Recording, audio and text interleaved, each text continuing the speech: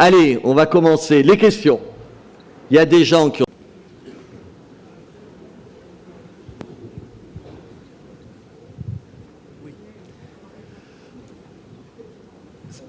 Ça concerne Fosserande. Je suis né au Faubourg et la Cabenne me dit maintenant vous devez vous expatrier, partir. Et je suis biterrois. Et de l'autre côté, mes voisins ont vu leur bail prolongé de 2 ans. Alors je trouve une contradiction. D'un côté, on me dit foutez le camp de votre quartier, c'est normal puisqu'ils vont démolir. Et de l'autre côté, mes voisins ont été prolongés de 2 ans, donc je ne comprends plus rien. Est-ce que vous avez une réponse à... Pardon de vous le dire, c'est pas à moi qu'il faut poser la question. Hein. Si j'étais le président de l'Aglo, je vous répondrais. Vous voulez que je vous donne son adresse? Il est médecin. Sirignan. Vous pouvez lui écrire. Juste une autre observation. Il y a des gens qui dorment la journée et qui, la nuit, mettent leur voiture avec des tunings horribles qui empêchent les gens qui travaillent de dormir. J'ai vécu quelques années à Annecy et la brigade anti-bruit, c'était 2 policiers municipaux et une 4L qui étaient très efficaces. Est-ce qu'à Béziers, on ne pourrait pas avoir la même chose? Ben, on va le faire. Pourquoi j'ai voulu armer la police municipale? Parce que si elle n'est pas armée, elle ne peut pas travailler de nuit. Si elle ne peut pas travailler de nuit, elle n'est pas de nuit dans la rue. Or, on a besoin, pour ce que vous dites, comme généralement pour tout un tas de problèmes, que la police municipale soit dans la rue. Là, légalement, elle ne pouvait pas travailler après 23 heures. Maintenant, elle le pourra. C'est pour ça. Écoutez, comment ? Mais absolument. C'est pour ça qu'on va doubler ses effectifs. C'est pour ça. Attendez, c'est pour... Non, mais la dame a raison. On ne voit pas assez la police municipale. Il s'est exprimé, monsieur le maire, sur ce sujet en début de discours. Ça arrive. Il a mis en place... il va mettre en place un effectif supplémentaire pour gérer tous ces désagréments. Madame, vous avez raison. Elle n'est pas assez présente dans toute la ville. Et c'est pour ça qu'il faut changer les choses. C'est pour ça qu'il y a des chiens. C'est pour ça qu'il y aura des chevaux. C'est pour ça qu'elle sera mieux équipée. C'est pour ça qu'on la verra plus présente. Et vous avez raison, on se donne rendez-vous dans 6 mois. Juste une dernière observation, s'il vous plaît. Oui. Quand j'étais apprenti photographe à Béziers, la ville de Montpellier avait loti une zone industrielle et pour attirer, ils avaient des chasseurs de tête, pour attirer des industriels, ils offraient des terrains gratuits et un dégrèvement d'impôts pendant 5 ans. J'ai jamais vu ça à Béziers. Est-ce que quelque chose pourrait pas... Pardon de vous le dire, je me répète. Qui a la compétence économique? Attendez, il a fallu... Non, mais je vais vous raconter, parce que là, on se dit les choses. Il a fallu que je tape du poing sur la table pour qu'enfin, à la Séblie et à l'Aglo, on aille voir le roi Merlin, parce que sinon, il se tirait. Ça faisait 3 ans qu'il demandait. Et il n'y avait pas de réponse. Les gens, dans la vie, vous leur dites oui ou non, mais vous leur dites quelque chose. C'est de l'irresponsabilité. On a des élus qui connaissent rien au monde de l'entreprise, qui pour un certain nombre n'ont jamais eu l'ombre d'un souci comme ça, qui ne savent pas ce que c'est se battre avec la banque pour pouvoir payer son personnel. Alors ils ne sont jamais pressés de donner des réponses. Chaque fois qu'un chef d'entreprise vient à la mairie, je lui déroule le tapis rouge. Je lui dis qu'il est ici chez lui, qu'on est là pour l'aider. Quand vous arrivez, que vous commencez à dire au type en question tous les problèmes qu'il va rencontrer, mais vous découragez les gens. C'est aussi cet état d'esprit qui a changé. Monsieur le maire. Merci pour votre réponse. Monsieur le maire. Monsieur le maire. Monsieur le maire. Il y a une personne, allez-y. Monsieur le maire, s'il vous plaît. Il marche le micro? Oui, allez-y. Oui. Michel Blanc, habitant les Allées. Alors, j'étais au dernier conseil communautaire de Sauvian, justement. Et dès votre première intervention sur la problématique de l'eau, vous avez affirmé haut et fort que vous aviez contacté à Paris la direction de la Lyonnaise et vous avez confirmé qu'on pouvait baisser rapidement l'eau. Vous venez devant tout le monde nous le confirmer une deuxième fois. Alors moi, je voudrais avoir un petit détail sur justement ce prix de l'eau. ce prix de l'eau jusqu'à... Est-ce qu'il va être baissé de façon importante ou à la marge? Parce que le distinguo est important.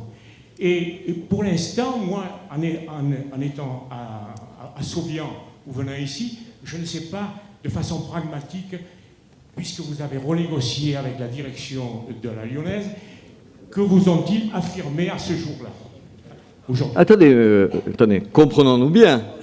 Moi, je discute avec la Lyonnaise, mais je ne peux pas négocier, puisque c'est l'AGLO qui a cette compétence. Ce que je peux vous dire, c'est qu'aujourd'hui, on pourrait, si on le voulait, immédiatement baisser le prix de l'eau. Ils me l'ont encore redit mardi quand je les ai vus.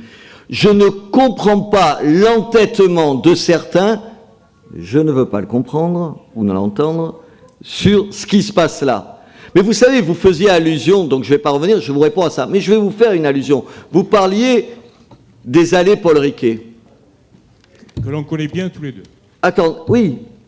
Première intervention lors du dernier conseil d'Aglo, je rappelle que dans le texte qu'on voulait nous faire voter, on avait prévu de mettre des HLM sur les allées Paul Riquet.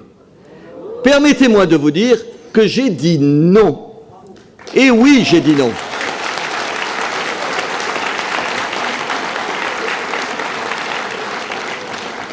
C'est la deuxième fois en un mois qu'on nous fait la même proposition. Venant d'une gauche qui me fait une leçon de morale tous les jours.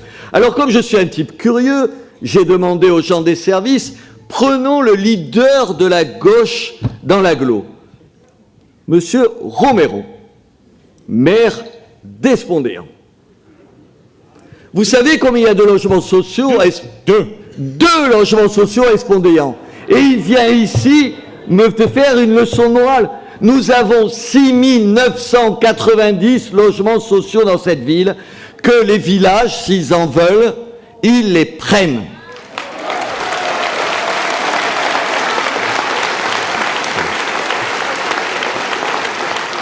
Et je vous le dis tout de suite, que les maires aillent dire à leur population, ça, on verra les coups de pied aux fesses qu'ils vont recevoir. C'est ça qui va leur arriver. Pour finir, après je... Attendez, madame, on va laisser parler les gens. Pour finir, est-ce que vous êtes favorable à une régie municipale de l'eau? Je l'exclus pas. Je n'exclus rien. S'il y a par exemple pas un consensus au niveau avec la nouvelle négociation, parce que il faut étudier toutes les possibilités avec la Lyonnaise, tous les autres groupes, et pourquoi pas une régie municipale. Je n'ai pas de position idéologique, je suis pragmatique. Ce que je veux, c'est que le prix de l'eau baisse. Je vous rappelle que Choisir, le magazine de consommateurs, avait fait une étude et on a l'eau la plus chère de France. 6,40 et quelques. Oui, l'eau la plus chère de France, pas la plus chère de l'Hérault, pas la plus chère du Languedoc-Roussillon, pas la plus chère du sud de la France, la plus chère de France. Attendez, se fiche de nous. Qui a renégocié? Qu'est-ce qu'on attend? Mais c'est pareil pour les ordures ménagères, je le disais tout à l'heure. Les ordures ménagères, elles ont augmenté de plus de 40% en 5 ans. Qu'est-ce que vous voulez? Vous voulez continuer comme ça? Et voilà. Le choix, vous l'avez. Payez moins ou payez plus. Monsieur. Oui. Monsieur le maire. Sur votre gauche. Michel Gottanègre. Monsieur le maire. Oui. La baisse des impôts locaux va-t-elle perdurer en 2015 malgré la chute des dotations de l'État? C'est un vrai problème. Deuxième question. Peut-on savoir combien y a-t-il eu de mariages gays depuis votre arrivée à la mairie? Troisième et dernière question. Y aura-t-il, comme les années précédentes... Attendez, on laisse parler un peu. Y aura-t-il, comme les années précédentes, un concours pour la réalisation de l'affiche de la Feria 2015? Merci, monsieur le maire. Il n'y a pas de problème. Hein. Merci. On répond à toutes les questions ici. Je note pour pas oublier, vous avez compris, c'est tout. C'est l'âge, après, j'oublie. C'est comme un raisonnement, ça vous arrive pas, tu dis aux gens, en 3 points, Puis le troisième, évidemment, tu l'as oublié quand il a cité les deux premiers. Ça m'arrive régulièrement. Sur la baisse des impôts, on les a baissés immédiatement. Ça a été un tour de force. Je ne veux rien dire ici, mais le premier réflexe, c'était de se dire, c'est pas possible. Et comme on a des agents formidables à la mairie, et oui, on a des employés municipaux formidables, ils ont fait que les impôts baissent. Les impôts ont baissé. Pour la première fois sur votre feuille d'impôt, ils ont baissé. Attendez. Ils ont baissé sur la colonne ville. Ils n'ont pas baissé sur les autres colonnes. Ils ont baissé sur la colonne ville, mais là, ils ont baissé, vous payez moins d'impôts cette année que vous en avez payé l'année dernière. Est-ce qu'on va... Où est le monsieur? Je le cherche des yeux. Est-ce qu'on va pouvoir continuer? C'est compliqué. C'est sûr qu'on n'augmentera pas les impôts. Est-ce qu'on peut continuer à les baisser? C'est compliqué. L'État nous enlève, en gros, les spécialistes me couperont sur les détails, en gros, 1 million d'euros chaque année. 1 million d'euros chaque année. Eh oui, ça fait beaucoup d'argent, même pour la ville, pas que pour vous. Parallèlement, eh oui, et parallèlement à ça, attendez, quand vous empruntez, vous avez compris qu'il faut rembourser à un moment donné, ça augmente. Qu'est-ce que vous voulez? C'est un effet ciseau. Dire, tu as de moins en moins d'argent et tu dois en dépenser de plus en plus. On est pris dans cette contradiction-là. Je joue carte sur table, je ne vais pas vous tenir un propos démagogique. Sur le mariage gay, ma position est très très simple. Je le dis ici, je ne sais pas, je crois qu'il y a eu 2 ou 3 mariages gays. Je ne marie pas personnellement des gens du même sexe.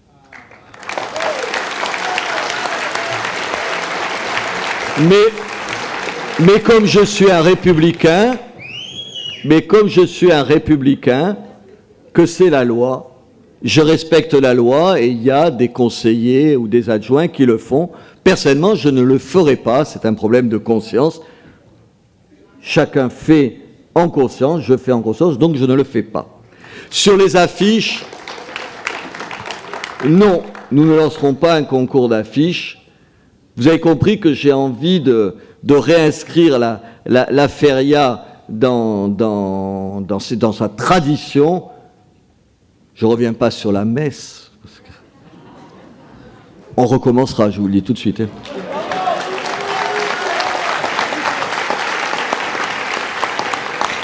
Mais je vais même vous faire une confidence.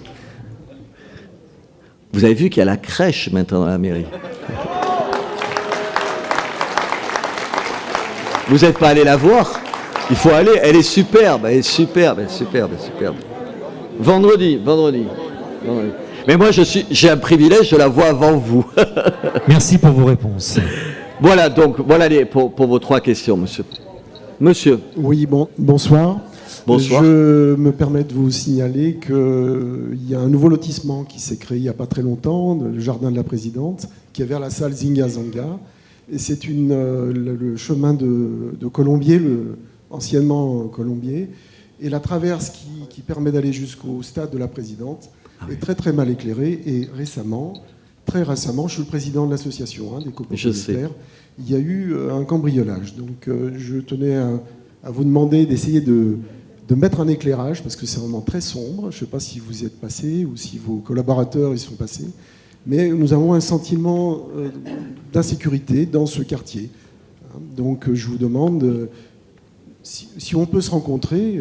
Avec plaisir. Voilà, parce que nous avons une voisine qui est très choquée par ce qui lui est arrivé. Parce qu'il lui est arrivé, je comprends. Voilà, donc, d'abord, ce que je veux vous dire, monsieur, je ne vais pas vous dire oui là, parce que c'est de la démagogie. On va regarder si les finances, toujours ces sacro-saintes finances, je vois que les gens notent déjà devant moi, pour me le rappeler demain, ces sacro-saintes finances ne nous permettent pas de tout faire. Vous savez, il y a 200 km de voies dans la ville, donc on fait des priorités, on va se donner des priorités. Mais attendez, je sais, j'ai déjà rencontré les gens du quartier qui me l'ont dit et redit. En plus, vous avez raison, un mauvais éclairage, une rue mal éclairée, un chemin mal éclairé, c'est un sentiment d'insécurité. On a besoin de bien voir dans une ville pour être tranquille dans une ville. Vous avez absolument raison. Alors par ailleurs, il y a une école qui est juste au-dessus, qui a ouvert récemment. Donc ça aussi, ça permettrait de sécuriser le retour des parents et des enfants. Alors donc comme je prends le chemin régulièrement pour aller travailler le soir, donc je me balade avec ma lampe de poche. Est-ce que je peux vous raconter une anecdote à propos de l'école Nelson Mandela? Non, je ne sais pas si je le fais. C'est trop méchant. L'école Nelson Mandela, il n'y a pas encore de bus pour la desservir. Ça va pas tarder. Je fais pas un procès à l'agglo, vous avez compris, je vais pas le faire toutes les 5 minutes, mais ils vont le faire. Non, il va y avoir. Mais en tout cas, il y en a pas. Mais malheureusement ou heureusement, vous direz, il y a des enfants qui eux sont conduits en bus tous les matins à l'école.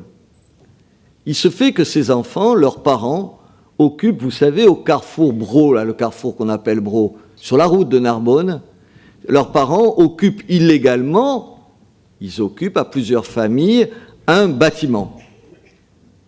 Depuis, c'est le mois d'avril, ils ont fait des recours, il y a une expulsion.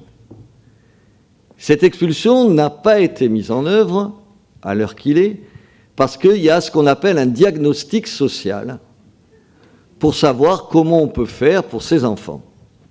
Vous avez compris, dont les parents occupent illégalement une maison qui appartient à quelqu'un, un monsieur que je connais.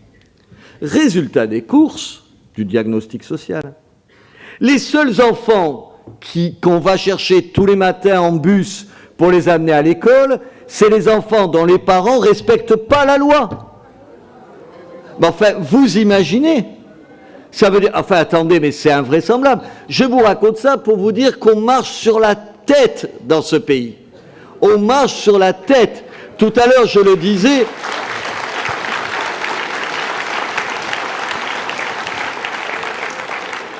Tout à l'heure, je le disais, je n'ai rien contre ces enfants. Mais enfin, quand même, dans ce pays, on commence par répondre aux besoins des gens qui se comportent légalement, qui respectent la loi et tout. J'ai l'impression de temps en temps que la prime, elle est à ceux qui ne la respectent pas. Madame, merci pour votre réponse. Oui, bonsoir. Alors, puisqu'on se dit tout et que la communication est un grand axe de votre mandat, j'aimerais savoir combien ont coûté toutes les affiches et les journaux exactement, puisque vous en avez fait énormément depuis le début de votre mandat. Donc voilà, exactement, puisqu'on se dit tout. Voilà, si on pouvait... Mais alors écoutez, ça tombe bien parce que les journaux ont coûté bien moins cher qu'il n'était prévu, puisque malheureusement pour les Biterrois, ils ne peuvent nous lire qu'une fois tous les 2 mois. Donc malheureusement pour eux, ça a coûté moins cher. Quant aux affiches, je vous rappelle que les affiches, ces affichages appartiennent à la ville et que chaque fois qu'on fait une campagne d'affiches, ça nous coûte exactement 730, c'est ça ? 730 €. Voilà, vous savez tout. Moi, je n'achète pas de pleine page dans Midi Libre qui coûte infiniment plus cher. Merci. Madame, honneur aux dames. Je ne vois pas qui pose une question. Bonsoir, monsieur. Monsieur. Bonsoir, Robert. On va arriver, on va faire parler. Allez-y, monsieur. Je voudrais savoir ce qu'il y en est exactement de nouvelles galeries sur les allées, parce qu'on entend beaucoup de choses, mais on ne sait pas ce qu'il y en est exactement. Je vais vous dire. Voilà. Merci. Je vais vous raconter. Vous voulez que je vous raconte comment ça s'est passé? Oui. Au moins, vous le saurez par moi, parce que de temps en temps, si vous voulez le savoir par d'autres, vous ne le savez pas. Il y a... vous me coupez, monsieur Abruzès, si je dis une bêtise. En juin, les services de la ville me préviennent qu'il y a une DIA, je ne savais même pas ce que ça voulait dire, une DIA sur les bâtiments des Galeries Lafayette. En gros, je vous le fais en français normal, quand vous vendez un bien à quelqu'un, vous êtes obligé d'en informer la ville, donc ça s'appelle une DIA. Donc je reçois ça. Et évidemment, la vente du bâtiment des Galeries Lafayette, je m'en inquiète un peu plus que la vente de l'appartement de monsieur à quelqu'un. Vous vendez ce que vous voulez, là quand même. J'appelle les Galeries Lafayette et je leur dis, mais qu'est-ce qui se passe? Vous n'avez même pas pensé à à donner un petit coup de fil au maire, vous l'informez pas, vous lui dites pas que vous voulez vendre votre bâtiment, vous le faites en catimini, s'il vous plaît, monsieur. Vous le faites en catimini, vous croyez que j'allais pas m'en apercevoir? Et je leur dis, je voudrais bien avoir une explication. Une semaine après, toute la direction arrive dans mon bureau et nous explique, oui, c'est vrai, on vous a pas prévenu, mais on veut vendre les murs. Ils arrivent avec les deux messieurs qui devaient acheter ça. Et je leur dis, et encore une fois, vous ne prévenez pas le maire. Parce qu'on avait regardé précisément, il voulait, 1, vendre, 2, changer la nature du bail, c'est-à-dire que c'est un bail commercial, en gros 3-6-9, c'est-à-dire que 3 ans, vous pouvez partir qu'au bout de 3 ans, de 6 ans ou de 9 ans. Là, non, c'est 1 an. Ils ont changé le bail, c'est-à-dire qu'ils se donnaient la possibilité de partir dans l'année qui venait. Et j'ai dit, qu'est-ce que vous voulez faire là? Et j'entends une espèce de monsieur qui bafouille. Oh, je sais pas trop, on va acheter, peut-être quoi? On lui demande, vous voulez faire quoi? Je sais pas, peut-être un commerce, là, des habitations. Je leur dis, mais fichez de moi, vous croyez pas qu'on va vous laisser vendre les murs des Galeries Lafayette sans savoir ce qu'il va y avoir? Vous voulez tuer la ville? La tuer encore un peu plus? Vous voulez qu'on meure? Et je leur dis, non, on ne signera pas de DIA. On ne vous donnera pas l'autorisation de vendre dans ces conditions. 3 mois après, on voit arriver les mêmes, moins nombreux, mais les mêmes, le chef, qui représente une DIA, et qui nous dit, et je lui dis, et le projet a changé? Rien. C'était d'un flou total. Alors c'est comme Clarton.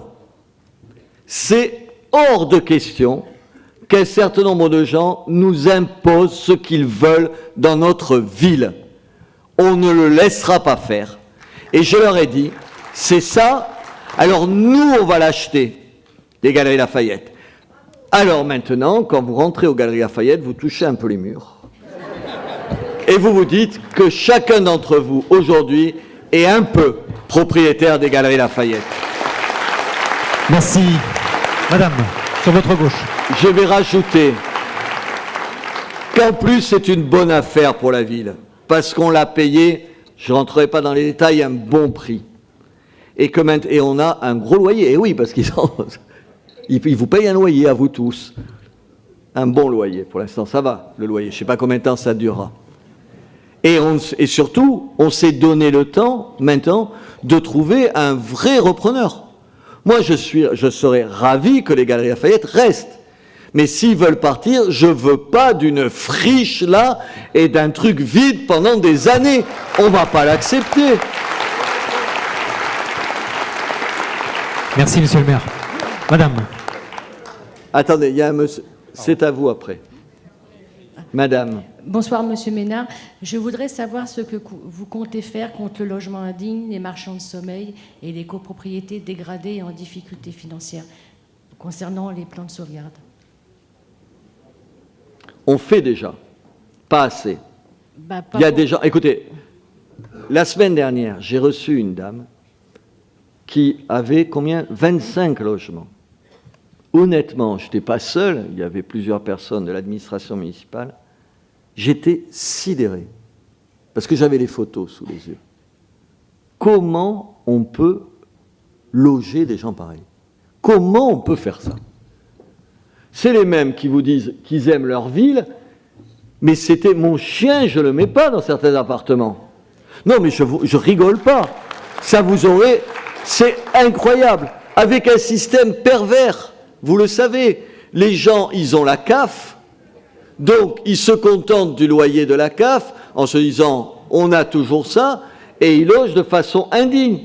Alors en plus, c'est un cercle vicieux, parce que ça veut dire quoi? Ça veut dire qu'à Montpellier, quand on a des gens pauvres qui n'ont pas les moyens de se loger, les gens qu'il ne faut pas attirer dans notre ville. On a besoin des classes moyennes dans notre ville. Qu'est-ce que disent les gens des services sociaux à Montpellier? Mais allez donc à Béziers. À Béziers, vous êtes logés pour 3 fois rien. C'est ça qui est dit. Ça veut dire qu'on fait des ghettos de gens. Ça veut dire que, madame, il ne faut plus l'accepter, ça. Malheureusement, pardon, mais ça ne relève pas que de moi. C'est la loi qu'il faut changer. Qui dit que vous pouvez réquisitionner les logements qui sont vides depuis des années pour héberger les gens qui sont à la rue. Il y a une loi qui dit que vous, en tant que maire, vous avez cette possibilité-là. Et le nombre de logements vides dans Béziers et le nombre de SDF dans Béziers, vous devriez peut-être faire quelque chose, monsieur. Madame, il y a 4000 logements vides à Béziers. C'est un drame pour la ville. C'est un drame pour la ville. Aujourd'hui, ce qu'il faut faire, vous savez ce que c'est? On se bat. Moi, je me bats à l'intérieur de l'agglo pour ça. Mais, madame, je suis d'accord avec vous. Il faut faire 2 choses. 2 choses. 1, mettre de l'argent, et on en met. Et là, je vais pouvoir le dire moi, parce que je suis en charge de ça à l'agglo, dont je vous dis tant de mal. Et je mettrai de l'argent, on mettra de l'argent, encore plus d'argent, pour les logements insalubres des gens qui vivent dans ces logements-là. Et est-ce que vous pouvez... La deuxième chose, pardon. Attendez. Monsieur, la ville, elle a besoin d'un deuxième souffle. Elle a besoin d'attirer des gens. Elle a besoin d'être attractive. Et c'est pour ça qu'on essaye de la rendre attractive. Parce que demain, je ne veux pas seulement panser les plaies de Béziers. Je veux développer Béziers, je veux attirer à Béziers, je veux que le million de touristes qui est tout l'été autour de ma ville viennent dans ma ville. Je pense à l'avenir de ma ville, c'est les 2 choses. Mais je vais finir sur les logements. Aujourd'hui à Béziers, il faut à Béziers aujourd'hui... Une seconde, monsieur, je vais vous répondre. À Béziers, vous savez ce qu'il faut faire? Il faut détruire certains logements et ne pas reconstruire. Il faut aérer la ville. Il y a le monsieur après. Madame. Allez-y, madame. Monsieur le maire, je ne vous entends pas. Parlez bien droit dans le micro, madame. Excusez-moi, je suis un petit peu émue parce que moi je suis bitéroise depuis 2 ans seulement, par amour de cette ville que j'ai découverte il y a une dizaine d'années et de toute la région autour. Et comme vous nous l'avez dit à la fin de votre discours, je fais partie des gens qui font une pub pour Béziers. C'est bien. Extraordinaire, hein, encore pour son patrimoine, pour les Biterrois que je trouve très sympathiques. Je me suis fait énormément de relations dans Béziers depuis 2 ans. Je ne veux pas parler de moi, mais je voudrais aller dans ce sens positif que vous essayez de donner à cette réunion. Je participe, enfin je viens écouter les conseils municipaux que vous donnez régulièrement depuis votre élection et j'aimerais justement appuyer sur le fait qu'on vous titille beaucoup, hein, alors que très honnêtement je n'ai pas voté pour vous, donc voilà, je vous annonce...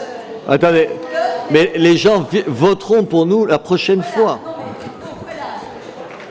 J'ose dire cela parce que je suis une famille... Bien sûr, madame, vous avez le droit de dire ce que vous voulez ici. Et on respecte la parole de tout le monde. On aurait pu dire, n'y va pas parce que M. Ménard a été, comment dirais-je, aidé par le Voix du Front National. Moi, je suis... Chut, laissez parler les gens, attendez, ça va. Je tiens à parler justement d'une manière... j'ai pas de question. Allez-y, madame, allez-y. Votre question, madame. Je remercie monsieur le maire d'avoir... Je voudrais parler un peu culture parce qu'il se trouve que je suis plutôt dans le domaine culturel. Je remercie monsieur Ménard d'avoir aussi rendu tous les musées où nous sommes allés avec ma famille et nos amis et tout le monde de Béziers. Allez-y, madame. Madame. Mais la question c'est Chut, s'il vous plaît, madame. S'il vous plaît, messieurs, dames. On peut aussi parler, pas trop longtemps, je ne parlerai pas trop longtemps, mais pour donner un côté extrêmement optimiste à votre élection, en dehors de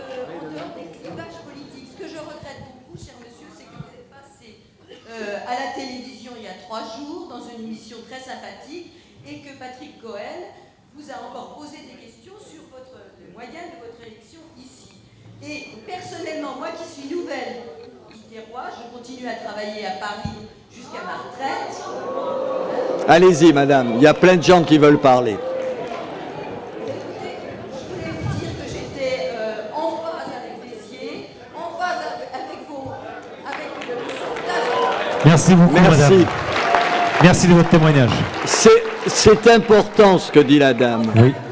C'est important ce que dit la dame. Ce que j'ai remarqué, et je le vois là, c'est que tout le monde, les biterrois, j'en connais maintenant beaucoup, sont très sympathiques, mais il y en a aussi beaucoup qui sont insatisfaits. Et Bien qui ne sûr. voient pas la grandeur de Béziers.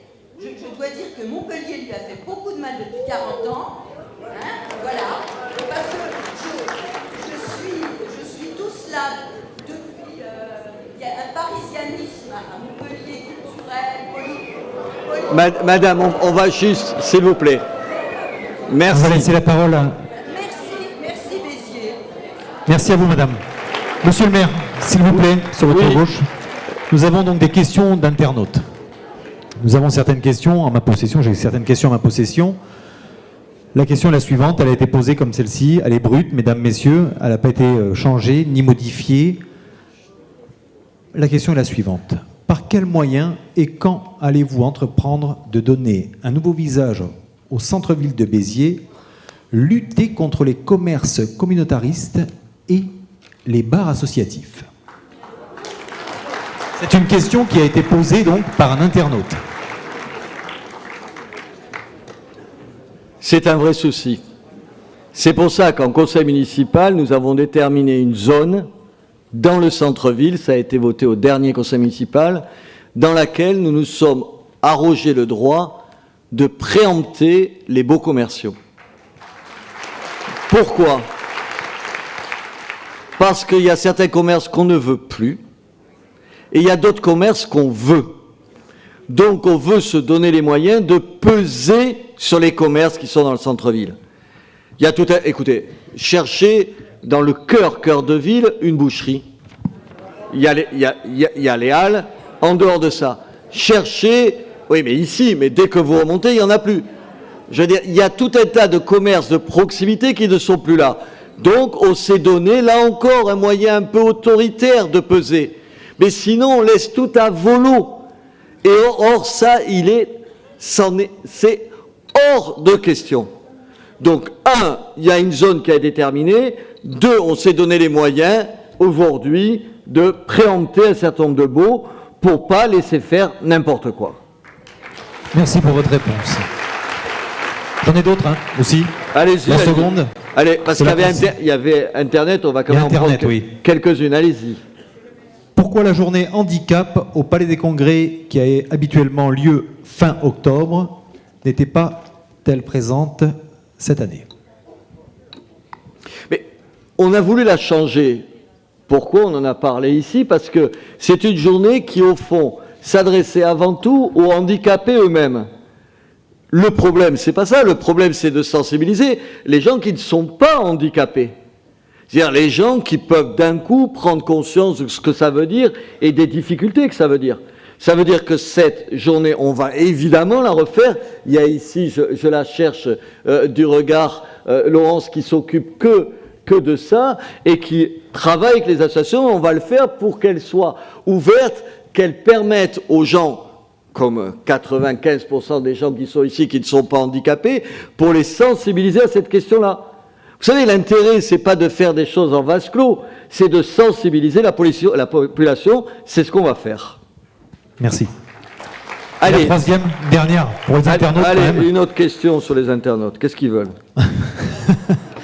En tant que journaliste, donc cette question est celle-ci, en tant que journaliste, vous avez refondu le journal municipal, ce qui pour moi est une réussite. Ben voilà. Cependant, pour ce mois d'octobre, pas de parution. Pour quelle raison? Comme je le disais à la dame tout à l'heure, le bulletin municipal, le journal municipal ne sortait que tous les 2 mois. Et au risque de la décevoir, je vais vous prévenir qu'il sortira dorénavant tous les 15 jours. parce que j'ai le souci de vous informer. Je rassure la dame, ça ne coûtera pas plus cher parce qu'il y a de la pub et on sait la chercher. Ce que je veux vous dire, c'est que je veux que vous ayez droit à l'information de la ville. Ensuite, vous en pensez ce que vous voulez. Vous la critiquez, vous êtes d'accord ou pas d'accord, mais que vous ayez le point de vue de la ville. Le point de vue de la ville. Et après, vous déciderez les uns et les autres ce que vous en pensez ou ce que vous n'en pensez pas. Donc, à partir de janvier, tous les 15 jours, vous nous subirez dans vos boîtes aux lettres. Merci bien, monsieur le maire. Monsieur. Ah non, pas tout de suite, on va essayer de trouver, il y a tellement de gens qui posent... Monsieur Ménard. Monsieur Ménard, attendez, bonsoir. Je cherche... Voilà, ah, c'est vous, pardon. Je ne vous avais pas vu, pardon. Bonsoir, monsieur le maire, et bonsoir à vous. Ah, vous êtes deux. Allez, on va laisser parler le monsieur et après vous, voilà, d'accord? Allez, bonsoir, monsieur le maire, et bonsoir à votre bureau. Voilà, je me présente, je suis monsieur Marc, je suis maraîcher sur Béziers. Je suis situé sur la route de Saint-Pons, ça s'appelle au Panier d'Héloïse. Donc moi, je voudrais vous interpeller pour une question. Je suis à l'étude de reprendre une place en fait au centre-ville. Mais dans le quartier des Halles. Donc ma question vient au-devant de vous, en vous demandant qu'est-ce qu'il est dans votre idée aujourd'hui, s'il va se passer quelque chose au niveau des Halles à l'intérieur, qu'est-ce que vous pouvez faire pour ramener des commerçants au centre-ville? Et est-ce qu'il ne serait pas possible, si jamais ça peut se faire, mais puisque vous dites que tout peut se faire, je suis comme vous, je le crois aussi, sinon je ne serais pas maraîcher, je vous le dis de suite. Si jamais on arrive à faire ça, est-ce que ce ne serait pas possible de créer un dimanche par mois pour que les gens puissent venir aux Halles, mais avec des parkings et justement des parkings gratuits pour que les gens puissent venir et visiter au centre-ville et redonner un peu une âme à ce centre-ville.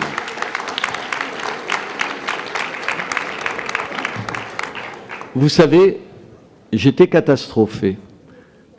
Quand je demandais à mes enfants où on allait aller aux Halles, spontanément, ils me répondaient Narbonne.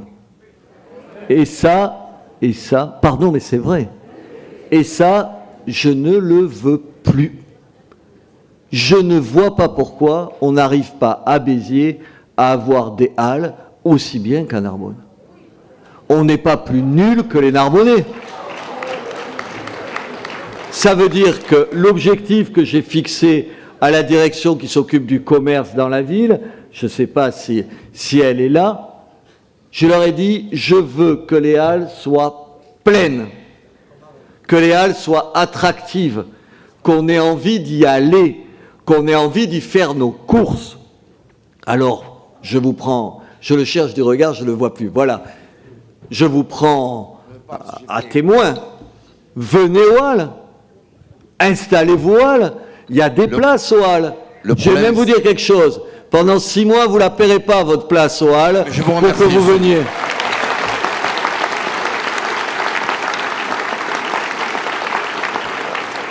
C'est pour ça que je ne voulais pas poser la question, parce que je savais que vous alliez faire ça. Donc, je voulais pas poser la question. Je ne voulais pas poser la question justement parce que je savais que vous alliez me dire de venir aux Halles et que vous allez me donner 6 mois de gratuit. Absolument. C'est pas si mal. Bien sûr, c'est pas si mal. C'est pas ça que le fond de ma question n'est pas ça. Bien sûr que si je dois le faire, je le ferai. Je vous le dis, je suis comme vous, je le ferai.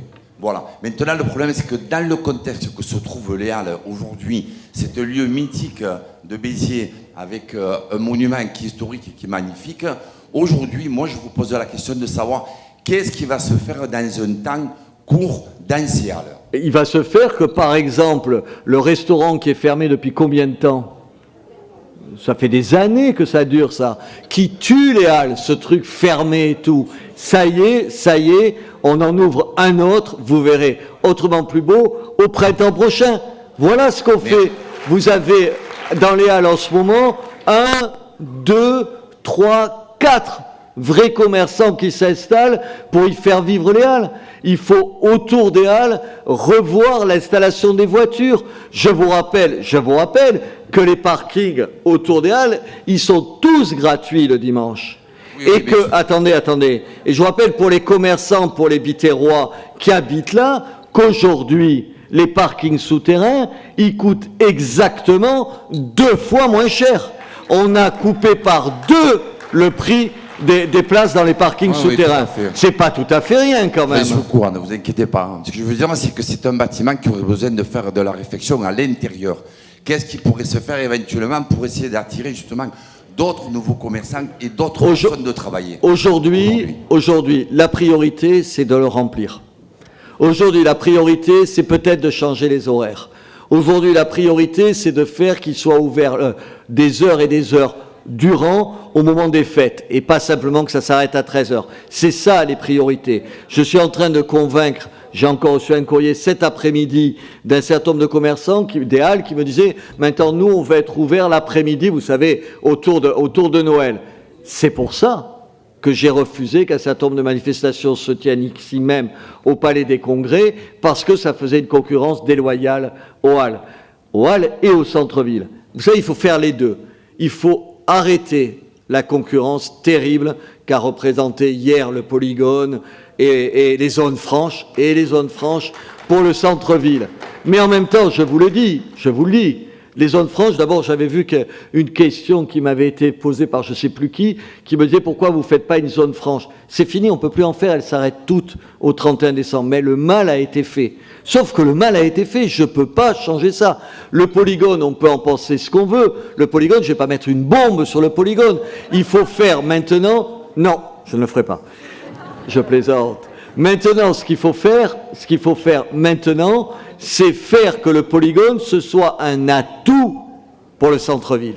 Un atout pour le centre-ville. C'est sur ces questions-là qu'il faut s'interroger et trouver des réponses. Justement, au niveau du polygone, qu'est-ce qui peut être fait justement pour articuler le polygone et pour amener les gens au centre-ville, justement? Il n'est pas nécessaire qu'il y ait que des gens qui aillent au polygone. Le centre-ville aussi a le droit de vivre, et les commerçants qui y sont aujourd'hui aussi ont le droit de vivre de leur commerce qu'ils ont depuis des années. Qu'est-ce qu'on peut faire pour articuler entre le polygone et le centre-ville? Vous avez posé exactement la bonne question. Aujourd'hui, il y a 30% des gens qui vont au polygone qui vont au centre-ville. C'est pas possible.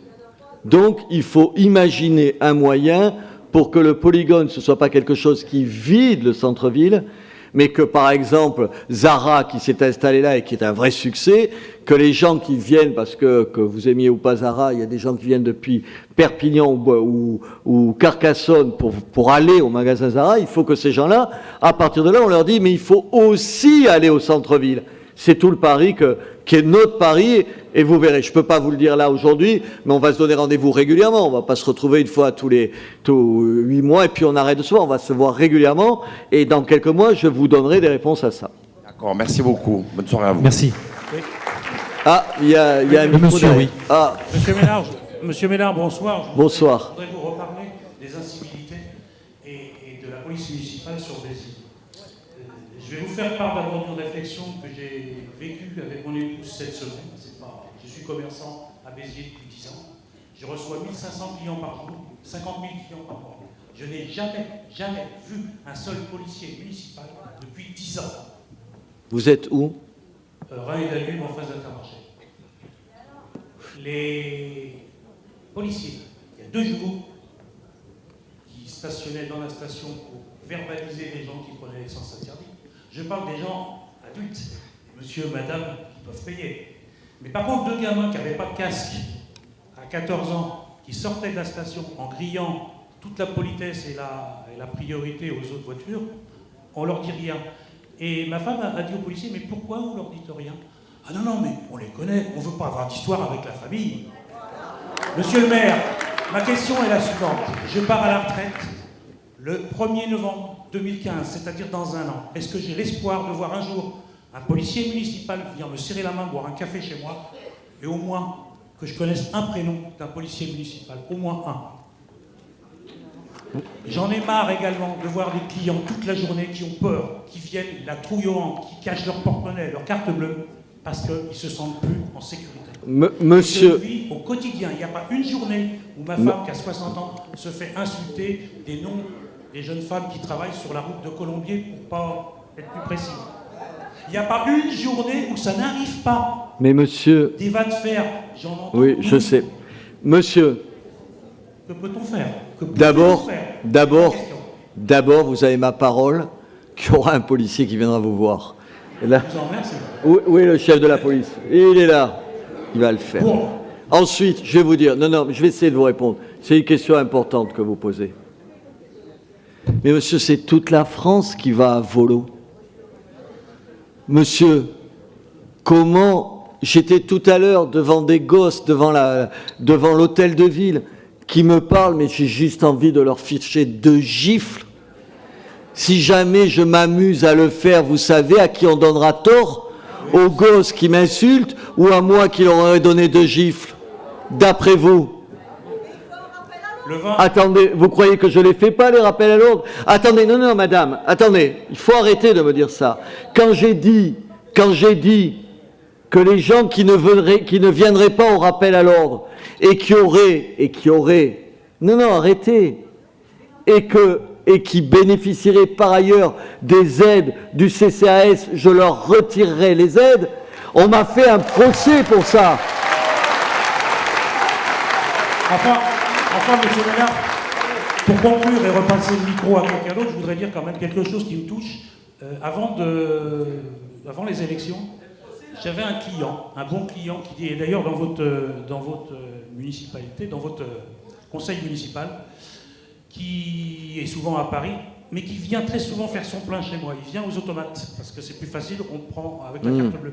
Jamais il est venu me dire bonjour en 5 ans. C'est pour ça que j'ai voté pour vous. Vous voyez qui je veux dire. Jamais il s'est arrêté de dire bonjour aux commerçants que j'étais. Il est là? On va l'engueuler s'il est là. Ce soir, il est dans l'opposition. Il est dans l'opposition. Oh! Et je voulais enfin... je ne suis pas responsable d'eux. Pour conclure, je voudrais quand même vous rendre hommage, parce qu'il y a quelqu'un de bien intentionné qui m'a balancé un jour sur un bout de papier plié en 4 votre numéro de portable personnel, que d'ailleurs j'ai dans mon portable.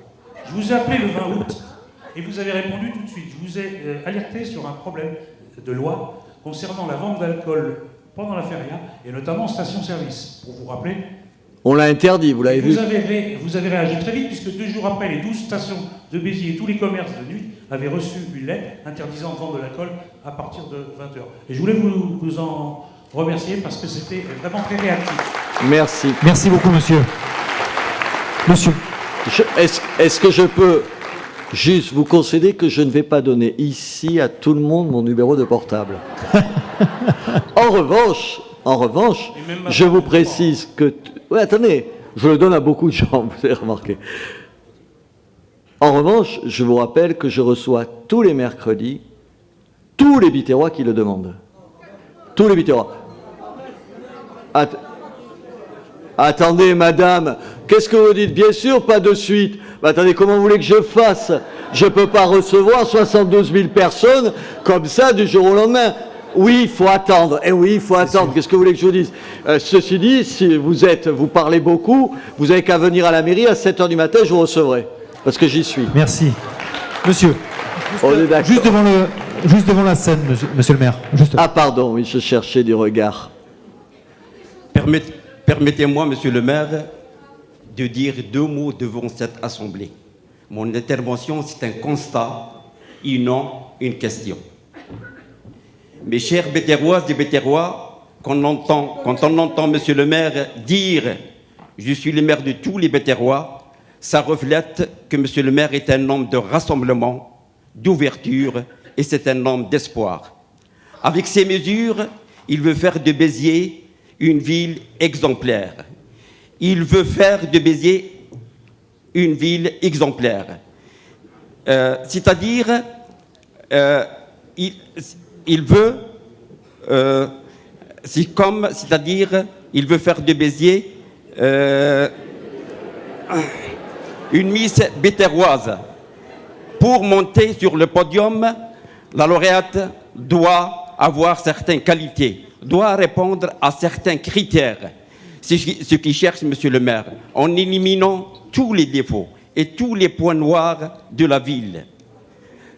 Sa vision est une vision positive, constructive et non destructive.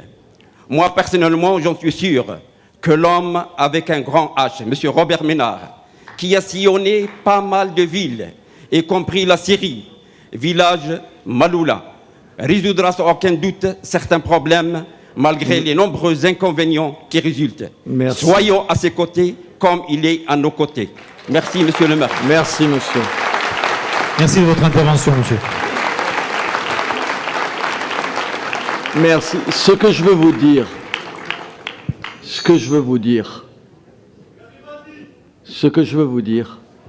c'est que j'aime cette ville. Ce que je veux dire, c'est que nous aimons cette ville. Parce qu'on est d'ici. Parce que quand l'équipe de rugby gagne, ça nous fait chaud au cœur. Parce que quand on voit les allées peu fréquentées le soir, ça me fait mal au cœur. Parce que je me promène dans les rues et que je lève les yeux et que je me dis « Quelle est belle cette ville !» Que je me dis « Mais on l'a un peu abandonnée, on a oublié de la choyer. » C'est ça que je veux vous dire. Je veux vous convaincre juste de ça. Qu'on a les Biterrois pleins de défauts. Grande gueule, un peu insupportable, souvent de parti pris.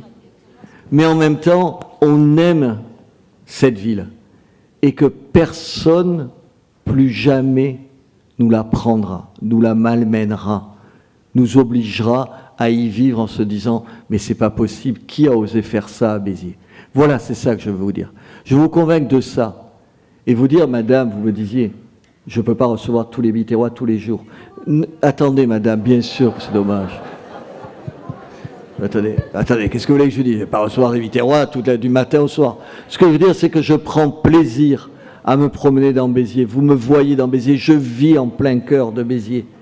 J'y vis par plaisir. Chaque jour, je suis émerveillé. Il y a 15 jours, les services municipaux m'ont amené dans la rue des... Comment elle s'appelle, la petite rue où il y a ce plafond du XIVe siècle. Je cherche le nom de la rue. Elle s'appelle comment? De la rue de la Noterie. C'est une toute petite rue. Il y a eu une opération immobilière et Dieu merci, les services de la ville se sont aperçus qu'on a commencé à casser les choses et on est tombé sur un plafond, une merveille. Il n'en existe aucun comme ça en Europe. Il est chez nous. Et la maison est abandonnée. Ça me fait honte. Ce que je veux faire, c'est que cette maison, on la mette en valeur. Non, je ne veux pas la squatter, madame. Pardon de vous le dire. Les squatteurs, ils iront ailleurs, madame, que dans cette maison. Eh oui. Moi, ce que je veux dans cette maison, madame, c'est que les Biterrois la découvrent comme je l'ai découvert. Qu'ils découvrent ce qu'a été la richesse de cette ville. Qu'ils soient fiers de la ville et qu'on la fasse découvrir aux gens qui viennent nous voir et qui ne la connaissent pas. C'est pour ça que je suis le maire de Béziers.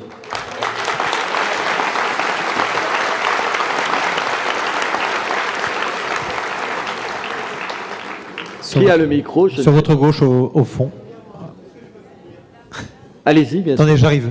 Attendez, on va vous amener un micro, là, sinon, en voix off, ça va pas... Tout le monde ne va pas pouvoir parler, comme tout le monde ne va pas pouvoir me voir mercredi matin.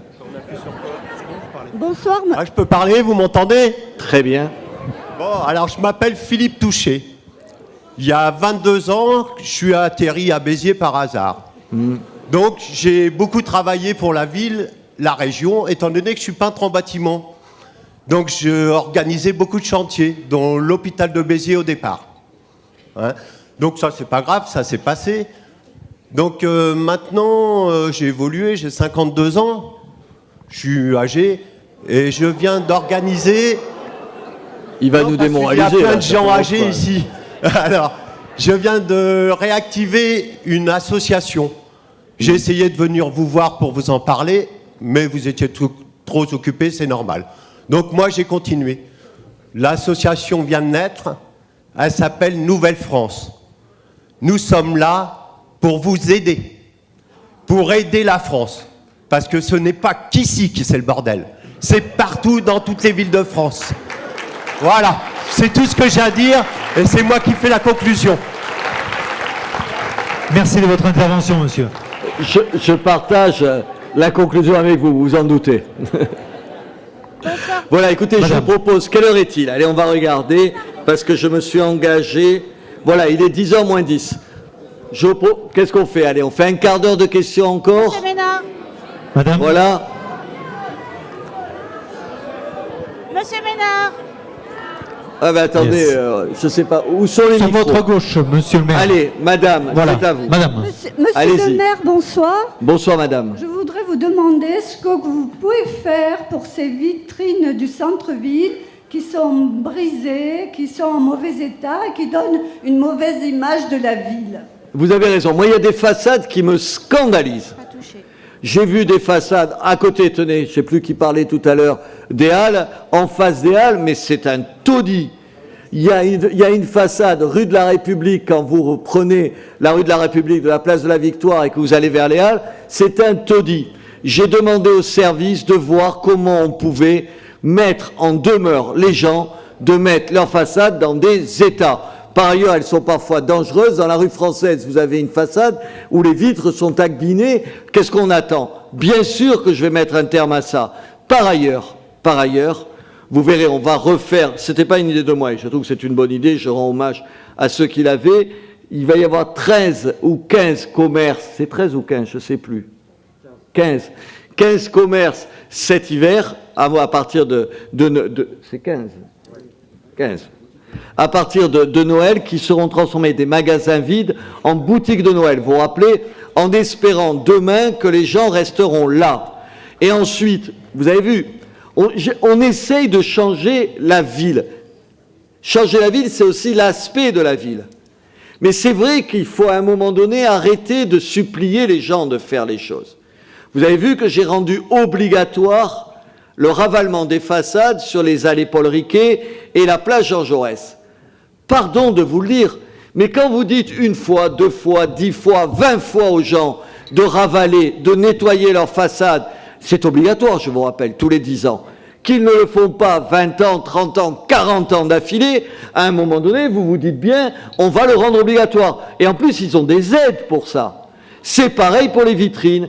Il y a un certain nombre de vitrines, on signe des aides régulièrement pour aider des gens. Il faut le faire.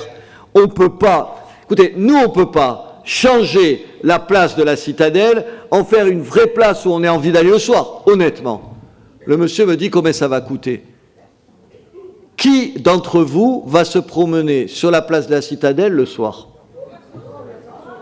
C'est pas vrai. Ma femme y va parce qu'on a un chien et voilà. Et on ramasse les crottes. Je vous rappelle que ça coûte 30 €. Qui y va? Personne. Est-ce qu'il y a un endroit? Oui, c'est pas vrai. Moi, j'y vais. Vous avez compris? J'y vais tous les soirs, quasiment tous les soirs. Quand je suis là, c'est pas vrai. C'est ma femme qui va plus souvent que moi pour dire les choses réellement. Attendez, il y a 3 dealers, 4 types qui ont trop bu. Il n'y a pas un banc pour s'asseoir. Et tu as des types, ils font du roller l'été, qui te font un boucan d'enfer. Voilà, c'est terminé. Je veux dire, qu'est-ce que vous avez envie? Pourquoi on irait au centre-ville? Pourquoi vous iriez aujourd'hui sur la place de la Citadelle le soir? Quelle raison? Aucune. Donc, pardon monsieur de vous dire, oui, ça va coûter de l'argent, mais ça va faire qu'on aura des raisons, nous, d'y aller, et que les touristes... Attendez, on a 1 million, je le disais tout à l'heure, 1 million de gens qui sont dans un rayon de 20 km autour de Béziers pendant les 3 mois d'été. Quelle raison ils ont de venir à Béziers le soir? Aucune. Donc il faut leur en donner. Ça en sera une. J'ajoute qu'on présentera tout l'été, attends, je me retourne vers Betty Pissarro qui est là, le vendredi, le samedi et le dimanche soir, c'est ça, un son et lumière qui dira la grandeur de l'histoire de Béziers. Merci pour votre réponse, monsieur le maire. Madame, sur votre droite. Il faut leur demander, voilà. Bonsoir, monsieur Ménard. Mais madame, bonsoir. madame. Attendez, pardon, c'est la dame, c'est la dame. Je vous laisse attendez. la parole, monsieur. On va d'abord laisser la dame parler. Martine Magnou, présidente de l'association La Bastille des Artistes. Parlez plus fort, madame. Il marche pas mon micro. Voilà. Oui, il marche. Je suis Martine Magnou, présidente de La Bastille des Artistes. J'ai eu l'honneur de vous rencontrer la première fois dans mon association. Je voudrais savoir déjà pour mes adhérentes, pour savoir si la journée de la femme aura toujours lieu, parce qu'on est vraiment présente. Les artistes de la ville de Béziers, ce jour-là, sont conviés par Monsieur le maire, étaient conviés par Monsieur le maire, la journée de la femme, présenter tout ce qu'elle savait faire. Est-ce que cette journée sera toujours faite? Je pense que c'est Madame Pissarro qui pourra me le dire si ça va être fait. Je ne doute pas un instant que Madame Pissarro, je ne la vois pas supprimer la journée de la femme. Je crois pas. Non, normalement, non, bien sûr que non. Parce que c'était très très bien, parce que c'était que les femmes de Béziers qui, avec leur travail, leur savoir-faire, venaient justement, et c'est une journée où il y a beaucoup de monde qui vient ce jour au Ballet des Congrès. Et au niveau de toutes les associations, je voudrais savoir si on aura toujours droit à nos petites subventions pour pouvoir faire vivre nos associations, où moi j'ai 150 adhérents de Béziers, et que c'est très important pour nous. Bien sûr, madame. Notre avenir est quand même important parce que j'anime, j'ai 5 animateurs que je paie avec les cotisations, mais aussi avec un peu d'argent de la mairie. Bien sûr. Ça, il faut savoir. On aide. Les subventions des associations, ça représente combien? Je me retourne vers... 11 millions. 11 millions. C'est pas rien. C'est pas rien, non. Non, mais je veux vous le dire parce qu'au moins, je suis sûr que vous ne le saviez pas. Je ne le savais pas, moi non plus. Ce que je veux vous dire, c'est que la règle de base est simple. Nous continuerons à aider les associations, bien sûr. Merci. J'ai passé ma vie dans une association et je sais que les associations font des choses que personne d'autre qu'elles peuvent faire. Ça va me donner l'occasion de revenir sur un certain nombre de mensonges que je lis ici ou là. Bien sûr. Merci. Mais en même temps, je demande aux associations de jouer le jeu. Tout à fait. Je ne vais pas paraphraser un grand... Oui, d'ailleurs, je vais le faire. Je vais paraphraser un grand président américain qui disait, vous savez la formule célèbre, ne demande pas ce que fait ton pays pour toi, mais demande ce que tu fais pour ton pays. Moi, j'ai envie que les associations qu'on aide, elles se battent aussi pour la ville. Quand on leur demande, je cherche l'adjoint au sport, Gérard Angéli, quand on demande aux associations sportives qu'on aide, on en aide combien? Plus d'une centaine, 150. Je pense normal, légitime de leur dire, mais c'est bien aussi que le mercredi, vous alliez animer les allées Paul Riquet et montrer aux enfants ce que vous faites. Je pense que c'est un droit et ça devrait être un devoir de leur part de faire ça. J'en profite pour vous dire quelque chose en parlant d'association. Je lis ici ou là, je sais exactement où d'ailleurs, que nous aurions supprimé l'épicerie sociale. On aurait supprimé l'épicerie sociale. On serait des abominables personnes. Vous savez, il n'y a que la gauche qui est généreuse, il n'y a que la gauche qui est ouverte au monde, il n'y a que la gauche et une partie de la droite qui sait s'occuper des pauvres. On voit ce qui les aime tellement qu'il y en a de plus en plus. Et nous, on serait des abominables qui détesterions les gens. Alors je vais vous dire deux choses là-dessus. Merci de m'avoir posé cette question, ça me permet de répondre. Vous verrez pourquoi. D'une part, on vient de faire ce que personne n'a jamais fait dans cette ville. On vient de doter les Restos du Cœur d'un deuxième local que pour eux. Aujourd'hui, les Restos du Cœur ont deux locaux, un en bas de l'avenue Wilson et un autre avenue de la Marne. C'est un effort colossal pour la ville. C'est un effort colossal. Deuxièmement, oui, il y a une épicerie sociale. Je vais vous donner deux chiffres. L'épicerie sociale de la ville, elle sert aujourd'hui entre 10 et 15 personnes par jour, ce qui est très très peu par rapport à d'autres. Elle emploie, pour servir les 10 à 15 personnes par jour, 10 personnes. Alors, peut-être que je suis un peu obtus, mais je me suis interrogé, 10 personnes qui bossent pour 10 personnes servies, peut-être qu'il y a un truc qui ne fonctionne pas bien.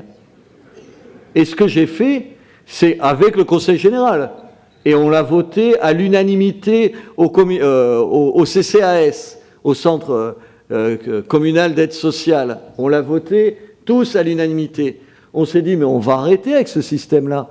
On ne va pas embaucher 10 employés municipaux pour aider 10 personnes par jour. Enfin, ça n'a pour servir 10 personnes par jour, ça n'a pas de sens. Donc, on a fait appel à une association, c'est pour ça, madame, à qui on donnera des moyens, qui, elle, reçoit déjà des centaines de personnes et recevra ceux de la ville. Ils reçoivent 600 familles, il recevra un peu plus de familles, celles de la ville. Et la ville fera un travail utile parce que les associations font souvent mieux que la ville des opérations comme ça. Et peut-être parce que je viens du monde humanitaire, je me suis dit que c'était la bonne méthode. Et une méthode qui a fait l'unanimité, puisque au CCAS, tout le monde a voté pour, et qu'on l'a fait avec le département, qui ne vous aura pas échappé, est plutôt socialiste. Voilà. Merci pour votre réponse, monsieur le maire. Monsieur, juste devant. Allez-y, monsieur. Il y a tellement de questions, je sais pas, on va y être à 5 h du matin. Hein. Monsieur le maire, bonsoir. Oui. Mesdames, messieurs, bonsoir. Merci d'avoir voté pour un monsieur. Non, non, c'est pas le problème. Alors, je vais vous expliquer ce qui se passe sur Béziers. Je vais vous expliquer en 2 mots. J'ai travaillé 15 ans dans l'hôtellerie. Et à l'époque, on avait une plage superbe qui s'appelait Valras. À l'époque, on avait une station magnifique qui s'appelait Valras. Les Toulousains venaient, on démarrait 1er juin, fin septembre.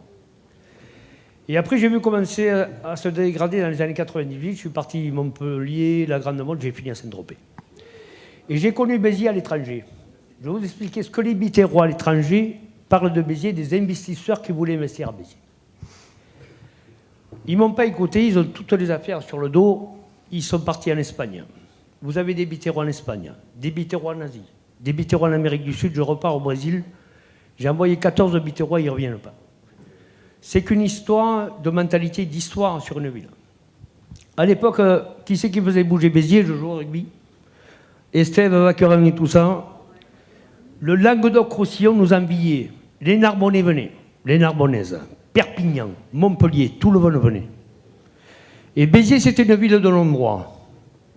Qu'est-ce qui se passait? La journée, on travaille. Qui c'est qui prend le relais? La nuit, c'est le milieu, c'est là où on dépense l'argent, c'est la nuit. Monsieur Ménard, c'est vrai ou pas? Bon. On avait les prostituées qui avaient un rôle social.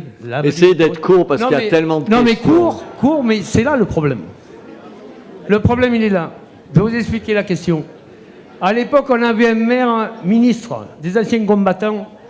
Il a fait venir ici des ministres, des investisseurs. Quand ils sont sortis à venir Saint-Saëns, tout le monde de drapeau rouge, à bas le patron, à bas le capital, ils sont repartis. À Saint-Tropez, je rencontre un monsieur industriel qui voulait monter une usine de fibre optique sur Béziers. Et quand on investit sur Béziers, on a rendez-vous avec le maire de l'époque et le patron de la CCI. Sa femme était tombée, ce gars à Saint-Tropez, il m'a raconté la région. Il m'a dit, vous avez l'autoroute, la vallée de l'Or, l'Espagne à côté, allez-y à votre vous avez question, tout. s'il vous plaît. Il m'a dit, après la réunion, je suis parti, j'ai dit à mes potes à Paris, ne venez pas à Béziers. Mais attendez la question. Et non, mais le problème en France, c'est que de l'intro, on conclut. Moi, je développe pour conclure. Il est là le problème. Mais pour développer, il faut avoir un cerveau. Et je vais vous dire un truc. La seule ville au monde où il y a une professeure qui s'est immolée par le feu, lycée Jean Moulin à Béziers. Il y a un investisseur qui m'a dit à Paris, comment vous voulez que je monte une entreprise, je vais embaucher des jeunes Biterrois diplômés. J'ai peur de m'immoler par le feu. Il est là, monsieur le maire, le problème de Béziers. Ils nous passent devant, ils vont en Espagne, ils ne s'arrêtent plus à Béziers. Je vais vous répondre, monsieur. Et vous savez que j'ai raison, monsieur le maire. Monsieur, je vais vous répondre. On va donner envie aux Biterrois d'investir et de croire dans leur propre ville. On va donner envie à ceux qui connaissent Béziers, mais qui hésitent à y venir. On va convaincre un certain nombre de gens d'investir dans la ville. Faites-moi confiance. C'est pour ça que je disais tout à l'heure qu'on avait besoin de militants, c'est-à-dire des gens qui deviennent chacun à leur niveau, tous ici, des ambassadeurs de notre propre ville. Il faut la défendre, notre ville. Il faut vanter ses charmes. Il faut faire de la feria un moment où les gens découvrent la ville quand elle est souvent le plus agréable et leur dire « Mais cette ville, vous devez y croire. » Mais pardon monsieur, pour que les gens y croient, il faut que nous, on y croit. Et il faut qu'on soit ceux qui la défendent. Je ne vais pas ici, je n'ai pas besoin devant vous de faire un plaidoyer pour ma ville. Mais elle a une histoire fabuleuse, cette ville. Elle a chaque fois rebondi dans les pires des conditions. On est dans des conditions difficiles. Je vous garantis qu'on va rebondir. Merci. Il y a du boulot. Mais on est travailleurs ici. Monsieur, mesdames. Allez. Monsieur le maire. Monsieur le maire. Madame. Oui. Monsieur le maire. Deux dames, là. Je ne sais pas qui S'il vous parle. plaît, Monsieur le maire. Ah, juste sur votre gauche. Monsieur le maire. Oui, allez-y. Mesdames et messieurs les élus, vous nous avez dit que vous aviez besoin de nous. Nous pensons que vous avez raison. Vous avez besoin de nous. Sans nous, Béziers ne sera pas réalisable, n'aura pas de sens.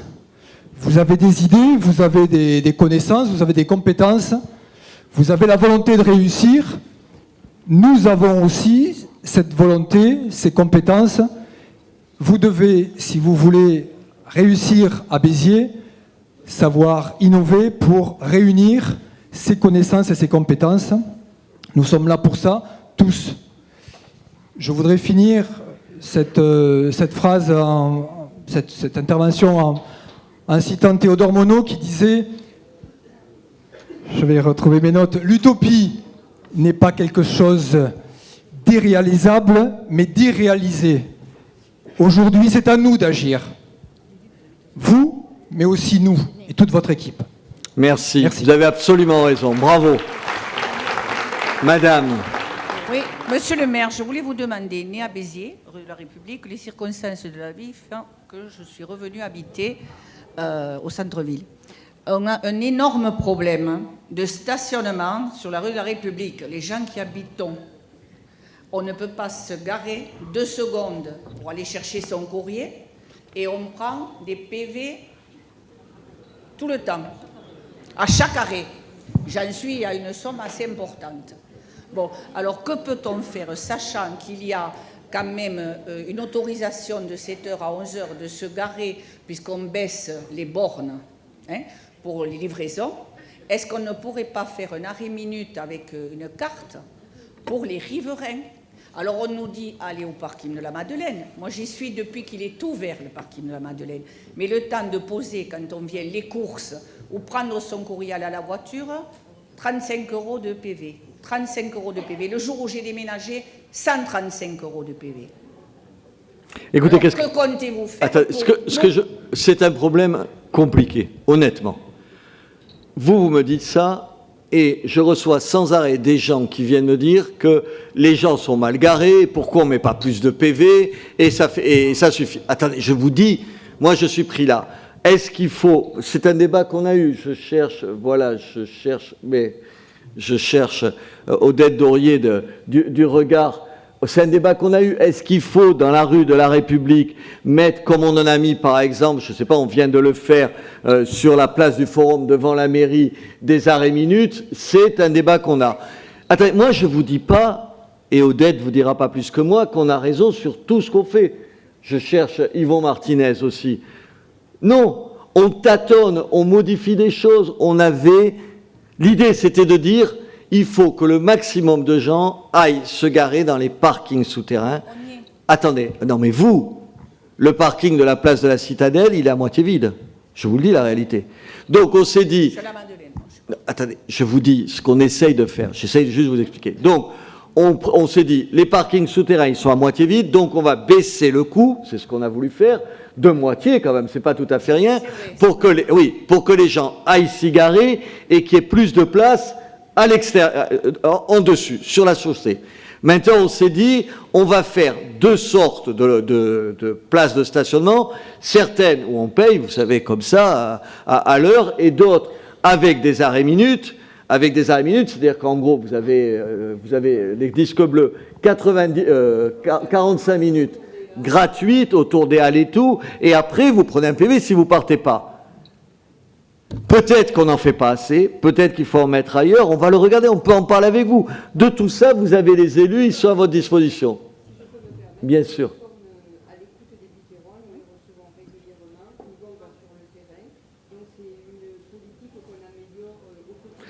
Ce que vous dites, Odette Dorier, c'est qu'on est à votre écoute, venez nous voir, voyez les élus, discutez avec eux. S'il faut modifier une chose, attendez, on n'est pas stupide au point de dire, vous savez, c'est les politiques souvent, ils font ça. Allez, tu as mis 2 ans et demi pour faire un projet, tu le mets en place et après tu y touches plus sous prétexte que tu as mis 2 ans et demi. Nous, on n'a pas adapté cette même méthode. Le problème du stationnement à Béziers, c'est un vrai problème. Je ne crois pas que ce soit le seul problème. On ne stationne pas, on s'arrête 2 minutes. Je suis d'accord avec vous. Donc, on a essayé de mettre un système, peut-être qu'il faut le changer, on le changera et on le modifiera, il n'y a pas de problème. Il y a déjà, si vous voulez, il y a déjà... Je sais, je vois très bien ce que vous voulez dire. Alors, il faudrait pouvoir, aux riverains, qu'on ait l'autorisation, comme à Paris, avoir une carte, 10 minutes, on ne restera pas plus, on a nos places au parking. Le problème, c'est qu'il ne reste pas 10 minutes, de vous à moi. Ah mais nous, oui, au moins les riverains, justement, si on avait une carte, justement, les riverains, ce serait que réservé aux riverains. Voilà. Mais écoutez, je vous propose, on va prendre 3 autres questions. Attendez, moi, je suis d'accord pour donner la parole à tout le monde, mais ça va durer. Voilà. Je peux parler? Allez-y, madame. Alors, bonjour, monsieur le maire. Je vous ai vu le 5 du mois courant, à Absolument. votre petite réunion du mercredi. Mais je suis bitéroise plus ancienne que vous. Il y a 54 ans et 4 mois que je suis arrivée à Béziers. C'était une ville charmante. Hein? Monsieur le maire, Émile Claparède, a eu un poste politique, politique, en Afrique du Nord. Je ne pense pas qu'il y ait beaucoup de Biterrois qui le sachent. Hein?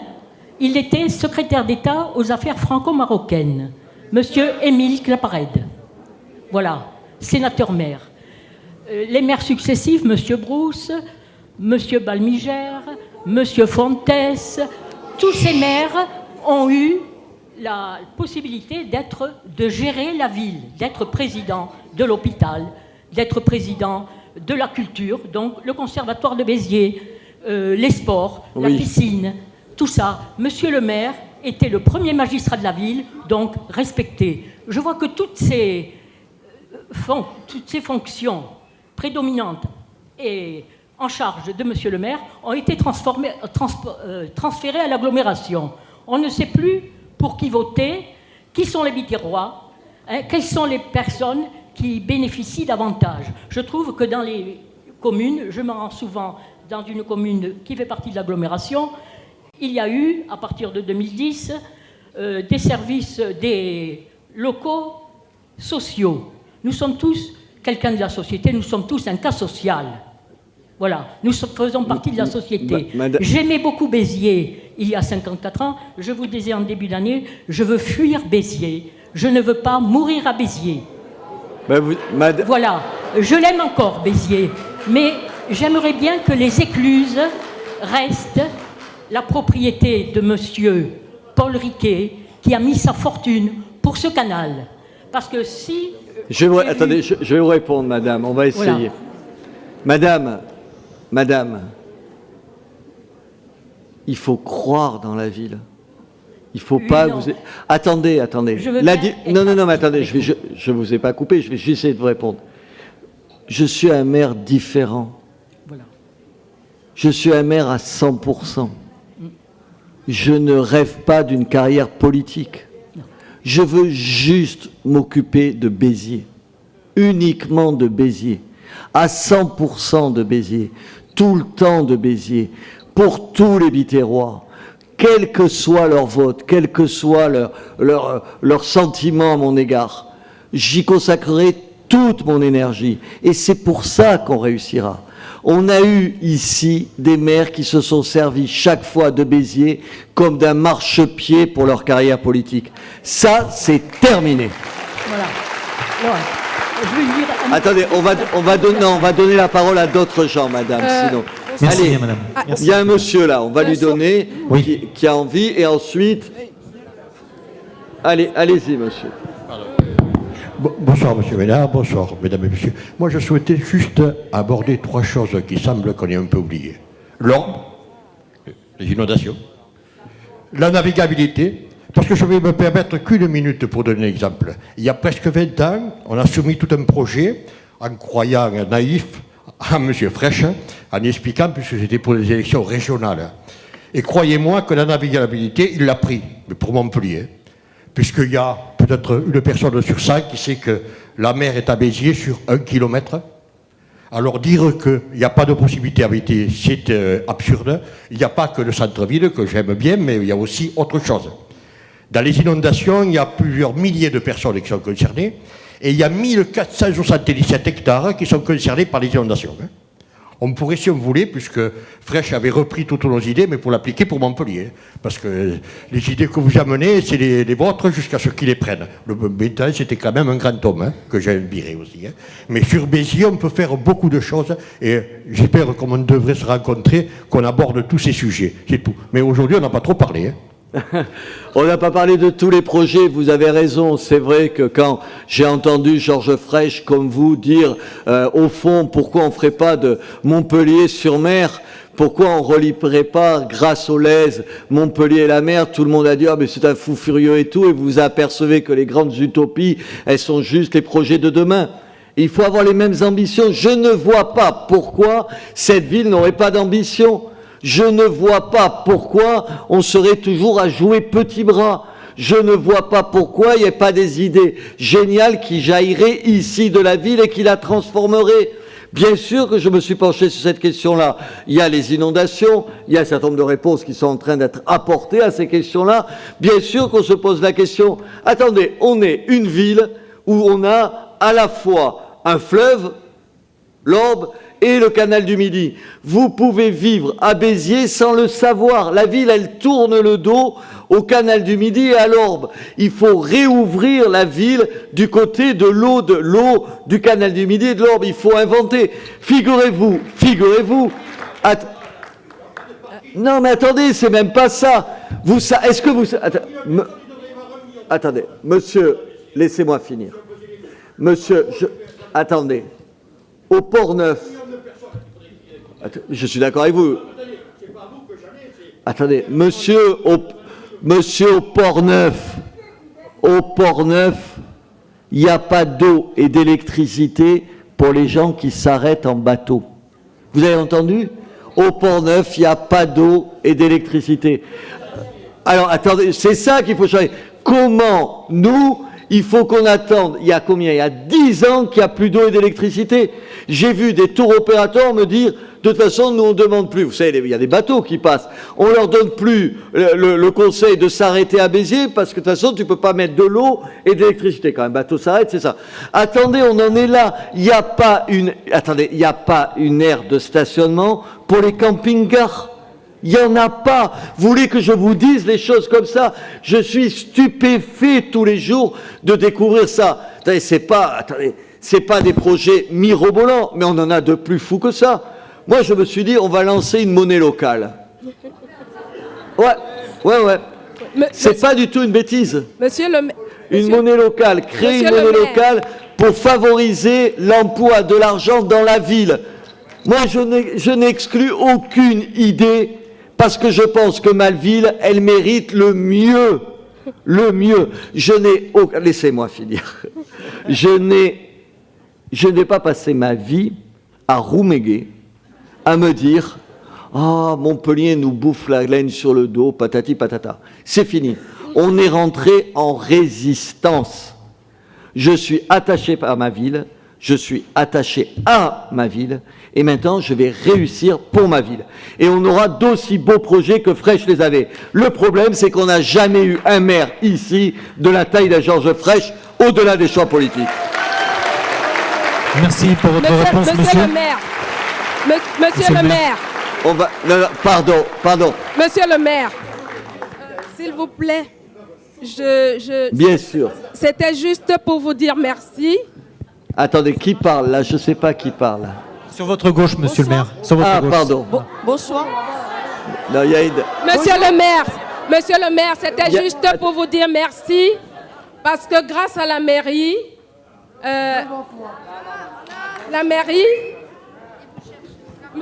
Où vous êtes là? Grâce à la mairie, juste là. j'ai pu réaliser mon projet. Elle est là-bas, là. Madame, non, à gauche là. Sur votre gauche, droit devant vous, monsieur le maire. J'ai pu réaliser juste mon là. projet, monsieur le maire. C'est juste pour vous dire merci, grand merci. J'avais le Crédit Mutuel, j'avais le Pôle emploi, et l'ERDI et France Active, mais si je n'avais pas eu la mairie, mon projet n'aurait pas vu le jour. Donc je vous dis merci et merci encore. Merci à vous. Et moi, je vais faire de la... Je suis propriétaire, monsieur le maire. Et je sais que c'est un combat difficile. On a déjà le parking qui a baissé de moitié.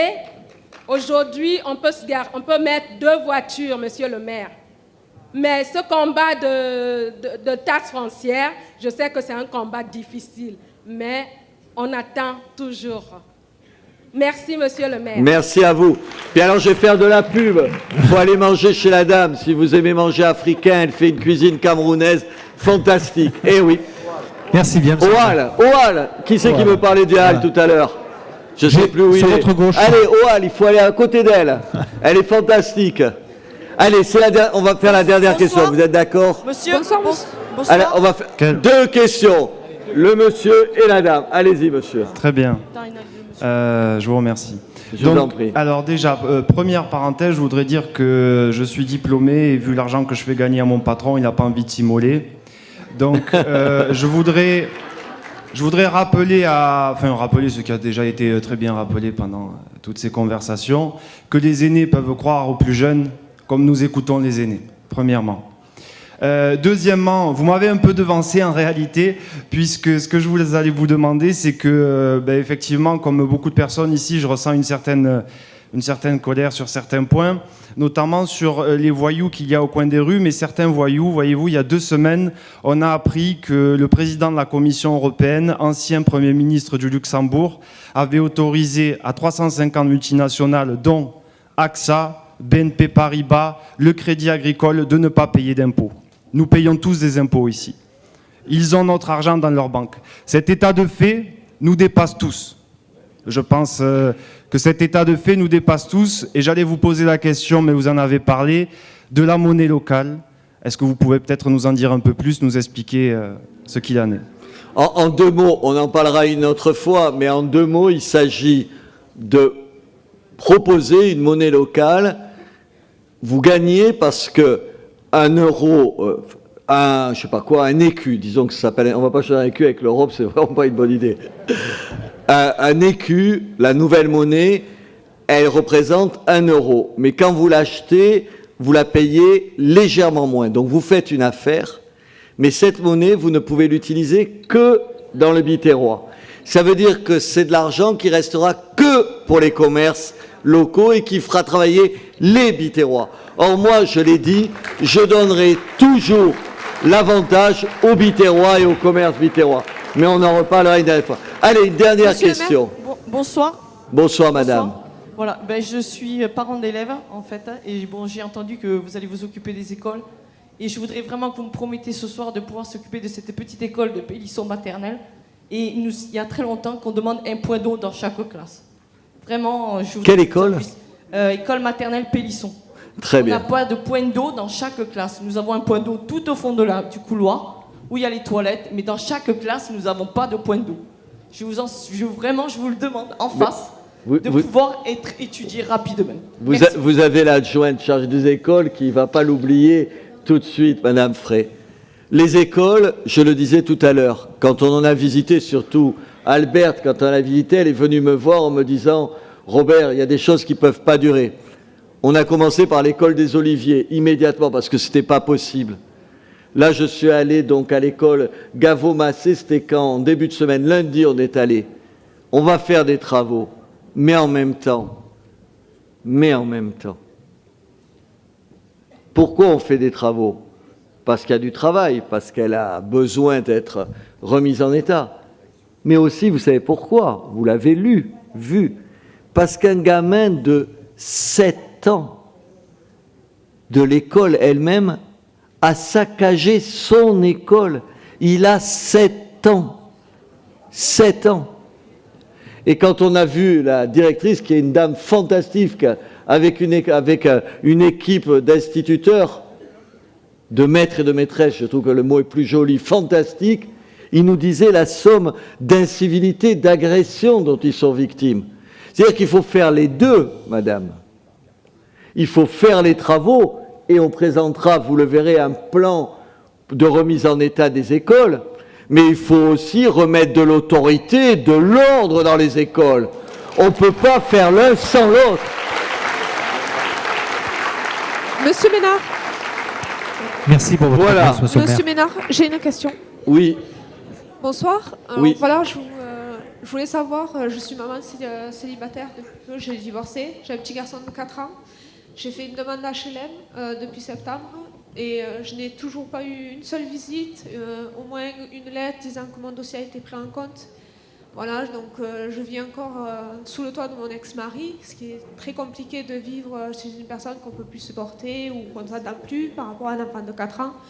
Et je voulais savoir si vous pouvez pas trouver un logement en claquement de doigts, mais pouvoir essayer d'appuyer un peu mon dossier parce que pour un gamin de 4 ans, c'est un peu compliqué. Voilà. Vous avez raison. Et bien sûr qu'on est là. Ici, vous verrez à la fin, là, venez voir Madame Deschamps, Caroline Deschamps, c'est elle qui s'occupe de ça. Moi, je suis sidéré, et je voudrais finir là-dessus.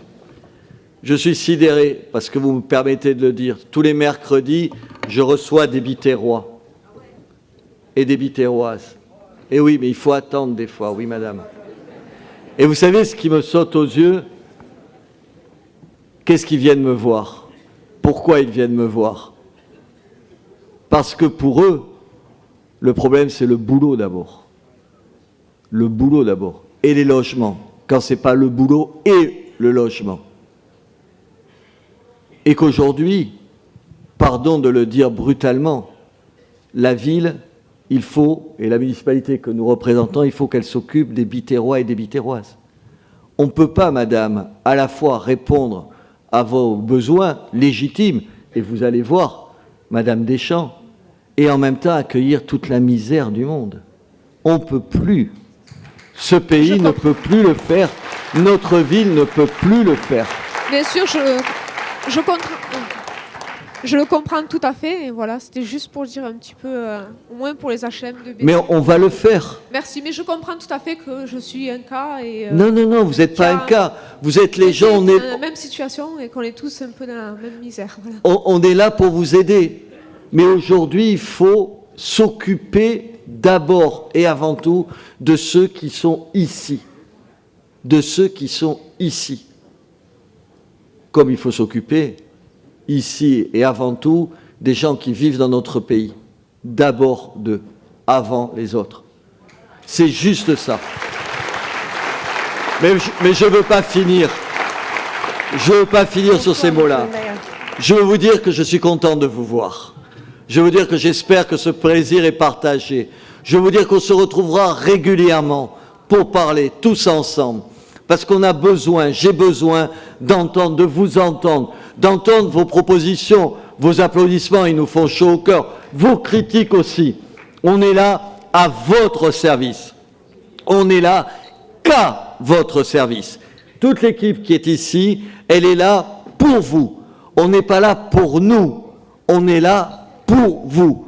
Aujourd'hui, demain et après-demain. Pendant 6 ans, on sera là, vous pouvez nous faire confiance.